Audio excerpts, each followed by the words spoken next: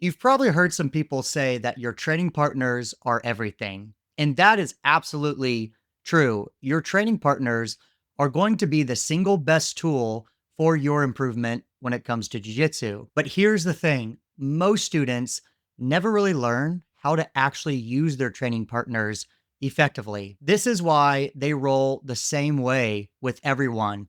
And this ultimately creates a lot of frustration or even boredom in your training. If you follow the framework that I lay out for you today, I guarantee you'll start viewing and using your training partners a lot more effectively. To do this, we will break down the three main elements that almost define every single training partner out there.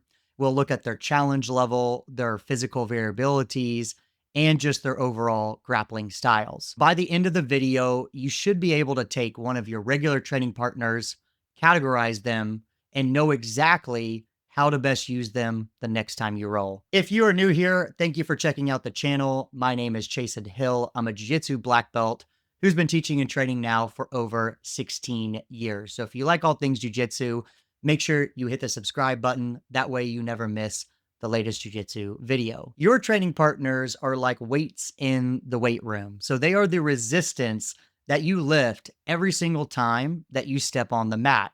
But just like in lifting, if you're always using the same weights or you do the same rep count, you ultimately stop seeing the gains that you once had. In jiu-jitsu, if you roll the same way with every single partner, your development is going to slow down drastically. And once you learn how to view your partners differently, you will realize that each one provides you with some unique benefits. So certain partners will really help you refine techniques more.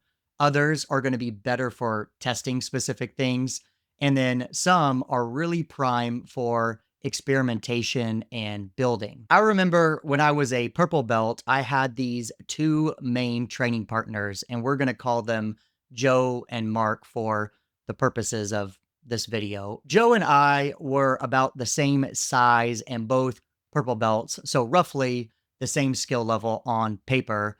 But one thing that stood out is that he always kicked my butt nearly every single training session. Mark was bigger, and on paper, he was less skilled than both myself and Joe, but I could dominate Mark, pretty easy. But when Joe rolled with Mark, Mark gave Joe all kinds of problems that I could only dream of actually doing. Here I was losing to Joe, but beating Mark, and then watching Mark give Joe all kinds of fits. It doesn't always make sense at first until you realize it wasn't about who was quote unquote better than the other one.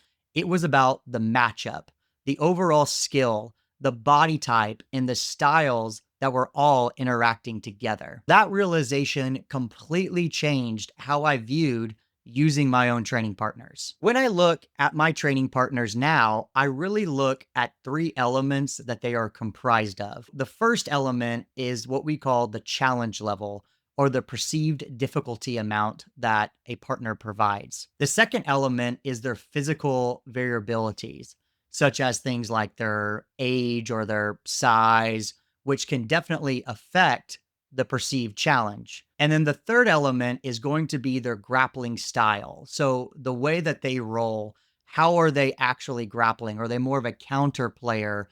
Do they have a higher tempo pace? Are they more strategic? Let's go ahead and unpack each element, because once you understand each, your use of them will become way more intentional. The first and most important element to factor in is always going to be the challenge level. This is determined by the amount of control had during a roll. I like to think of these in three different levels. So level one is going to be the partners that you tend to dominate around 80% of the time.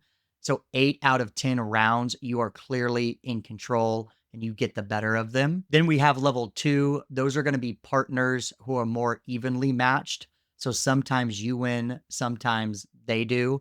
You could think 50-50 or even 60-40. And then, of course, we have level three. And those are partners that dominate you about 80% of the time. So opposite of level one. Now, notice how these levels had nothing to do with a belt rank. So if a white belt gets the best of you 8 out of 10 times, they should be classified as a level 3 type of training partner.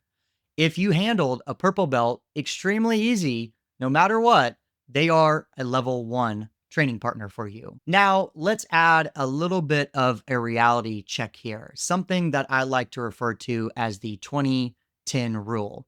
And this is where physical size, mass, and age all matter, regardless of what anyone else says. It just ultimately does. This rule means if there is about a 20-pound weight difference or a 10-year age gap between you and your training partner, that difference is going to affect how that challenge is going to feel throughout the round. Even if someone is technically less skilled or a lower belt than you, if they weigh 20 pounds heavier or 10 years younger, those variables are going to influence that challenge that you feel. They're going to demand more energy expenditure from you. On the other hand, if someone is 20 pounds lighter or they are 10 years older, the challenge might feel easier. Even if their skill is the same as yours on paper, or even if they're a higher belt, they might be sharper more mentally, but their physical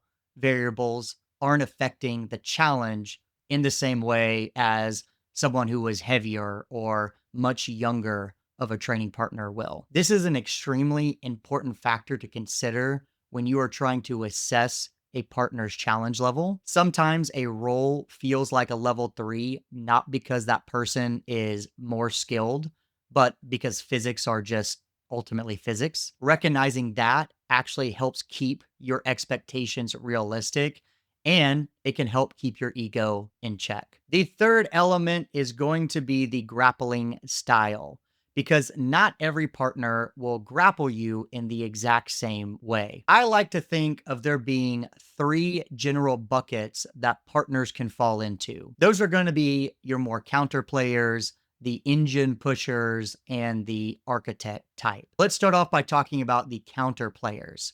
And these students are typically pretty patient and they're methodical. So they like to draw you in. They maybe bait you into making mistakes. They catch you when you're ultimately overextended. So rolling with them tends to build up your timing and awareness, in my experience. And partners that fall more into that engine bucket, they are constantly in motion. So they can use pressure and speed to create a lot of chaos. So they are often a go for broke type of training partner. And so rolling with them develops your composure, your defense, and really your ability to manage intensity. Then we have partners that fall into that architect bucket, and they are a lot more calculated and very structured in what they do. They most likely have a system that they have somewhat developed, and they rely on key principles for that system. And then they force you to think several moves ahead. They are the ones who help refine your strategy and your sequencing. These styles mix with challenge levels in a very unique way. Now, let's go ahead and start putting everything together. So, I want you to think of a training partner that you roll with on a fairly regular basis. First, I want you to think of the challenge that they provide you. Use the levels of 1, 2, or 3 as a general label. So remember back to what each one means. Next, I want you to think if the 2010 rule affects the level you have labeled them with. If there's a significant weight or size difference, or even age difference, make sure you make a note regarding which physical variables might apply to them. And then last, you want to identify their grappling style.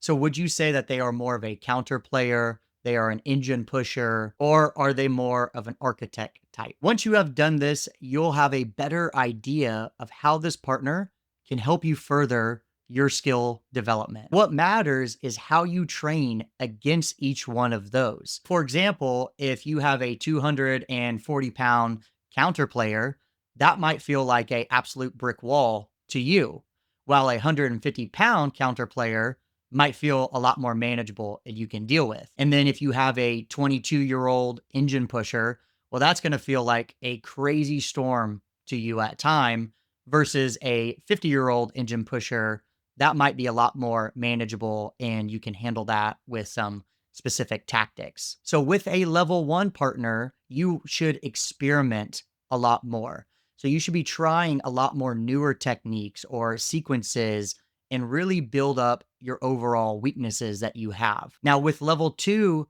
types of training partners, you can use those to really measure your progress. You can see if your strengths are truly accurate, and then you can continue to refine them with these types of training partners. With level 3s, you can find holes and focus on really your composure while training. When and how do they take advantage of you repeatedly? Can you stay calm? Can you ultimately make adjustments?